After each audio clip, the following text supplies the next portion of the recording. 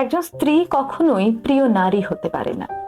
আপনি যদি বেশিরভাগ মানুষকে জিজ্ঞেস করেন আপনার জীবনের প্রিয় নারীকে, স্বভাবতই অনেকে বলবেন মা, কেউ কেউ বলবেন বোন, কেউ বলবেন মেয়ে, আবার অনেকেই বলবেন নানি, কারণ তিনি তাকে কোলে পিঠে করে মানুষ করেছেন।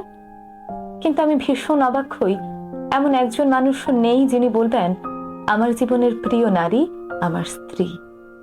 আসলে বাঙালিদের সমস্যাটা হলো স্ত্রীকে ভালোবাসি বললে মান সম্মান কমে যায়, স্ত্রীর কাছে ছোট হতে হয়, লোকে বউ পাগল বলবে, আবার অন্যান্য পুরুষের কাছে নিজের পৌরসত্বটা একটু কমে যায়। আচ্ছা, এমন একজন পুরুষও কি নেই যার অসুস্থতার সময় তার স্ত্রী হাসপাতালের বেডের পাশে নির্ঘুম রাত কাটিয়েছে, কিংবা বাবার বাড়ির বিলাসবহুল বাড়ি ছেড়ে একসাথে জীবন যুদ্ধটা করবে বলে অল্প বেতনের ছেলেটার হাত ধরে বাড়ি ছেড়েছে? শ্বশুর বাড়ির ঝাল তরকারি খেতে না পারলেও বাবার বাড়ি থেকে ফোন এলে ঠিকই বলেছে আমি খুব ভালো আছি।